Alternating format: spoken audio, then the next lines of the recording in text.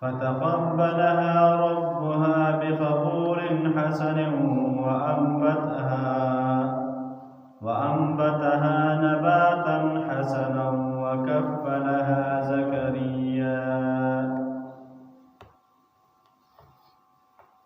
سورة آل عمران شروع. مخکې آیت کې الله رب العزت د بیبي مریم مور نظر ذکر کړ چې کله هغه دغه بیبي مریم په خېټه وه،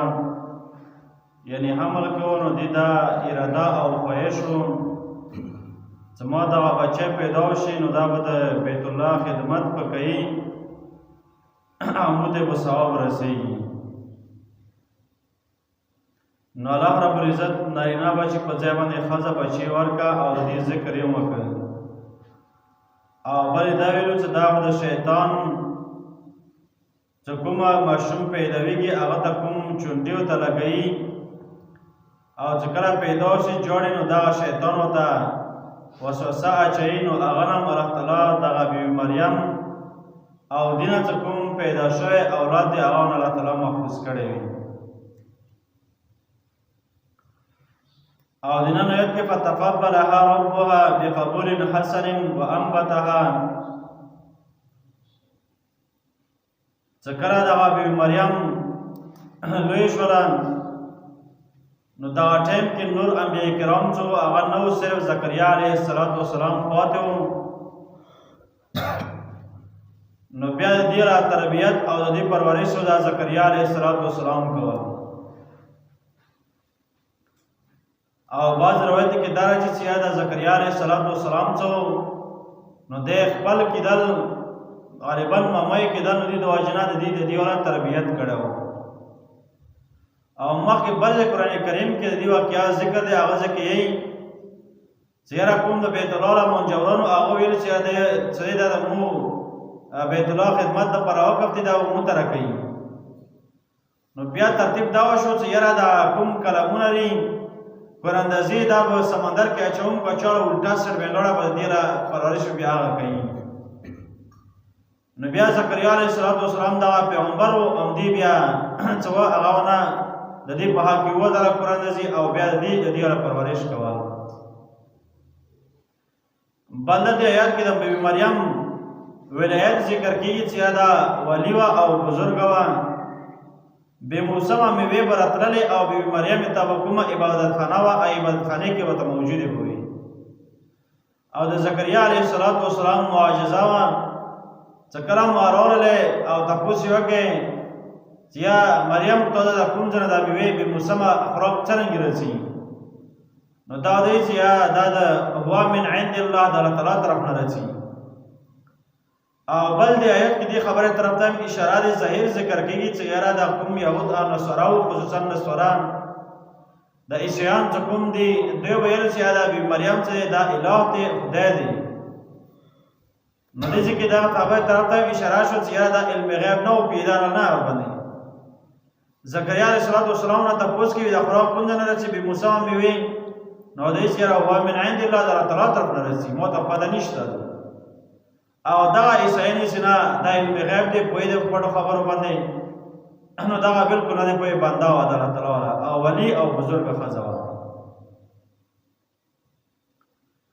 فتقبلها ربها، یو خبره دی چې بل هم د توجه کبیره دی. ډېر خلک داسې وي چې هغه کله د پیرانو څخه لوړ شي نو بیا هغه ځای کې هغه څه سیسټم سره طریقې برابره کړي وي، لکه یو پیر و علاقې نه ما ځای نه وتل، هغه ځای کې و هغه د کومه پیرخانه څه وه، کوم زیارت و دا اوچات ځای باندې و، او چې کومه لیار راغلې وه د لیار کوزه طرف نه لکه کاڼه کسې ډېر لاندې وه، نه پاسه یې منجوران کېنولي وو چې کله هم څوک راغلی لیارې باندې نو زر به یو منجور به رانوته او پیر ته یې ویلو چې یاره پیر صاحب داسې خلک راغللو او ځان سره یې ګډ یو بېزاد تور سور براق دی یې راوستلی دی. چې کله راوړلی مې هغه څه پیر صاحب سره مخامخ شي درځې مې رانوتلی، نو پیر صاحب ورته ویلي چې پوه تاسو ډېره زیاته ستړي وکړه، تاسو ځان سره ګډ ولې راوستلی دی، براق ګډ مه راوستلی دی. نو دا خلکو هم دا یقین څه وګوره دا پیر بلکل په پټو خبره مې پوهېږي که نه، نو دې ته اوس څه پته دی څه دا خبره واورېدله کوم ځای نه دې وکتل، او په دې نه پوهېدل چې یاره دې ځکې دا کسان دا ورته خبر رسوي نو علم غیب صرف یو الله تعالی سره دی نور چا سره نشته دی فتقبلها ربها بقبول حسن نو قبوله کا دا بی مریم په قبولولو ښایسته سره د دې رب وانبتها نباتا حسنا او د دې پرورش وکړه ښایسته پرورش وکفلها زکریا او د دې ذمه واخیستله زکریا علیه السلام یا وسپارل شو د زکریا علیه السلام ته کلما دخل علیها زکریا المحراب کلام ته زکریا علیه السلام په دې باندې داخل شو محراب عبادتخانې ته عبادتخانه محراب ویل شي چې کوم ځای کې عبادت کېږي پاک ځای ته او یو دې محراب ته محراب ویل شي محراب ته محراب دې د وجې نه شي چې دې سره شیطان سره دې کې امام چې یا جنګ کوي مطلب مونږ کوي دخل عليها زكريا المحراب سکرام دی باندې داخل شو زکریا علیه السلام د دې محراب عبادتخانې ته وجد عندها رزقا نو وی بدل دې څنګه رزق یعنی خوراک به مسمموي قال يا مريم ان لك هذا اے مریم دا کنجنا تا ترسی بی مسما دا خوراکونه او میوي قالت هو من عند الله دا د بزرګي او د ولایت نښه دی دا د نيز پاکه ښځه یم او زه بزرګه یم ماته ملویږي ماته رسي بلکې دا خبره ده کې چې هو من عند الله بدل الله تعالی طرف نه رسي ان الله يرزق من يشاء یقینا الله تعالی خوراک ورکوي چې چاته مخاشي بغیر حساب بغیر د حساب نه یعنی مطلب چې تاسو جنا وته رزق ملوي کی څنګه جنا وته ذهن او ګمان کې بم غنوي سیاره کوزه نه فرقونه راسي خو خبره ده چې دین وی اصل خبره دین دي چې کله دین وی نو بیا نعمتونه ټول دین سره تړلي دي چې کله دین نه وی نو بیا نعمتونه الله تعالی خري انسانانو ته اته مشه مرکو توفیق نصیب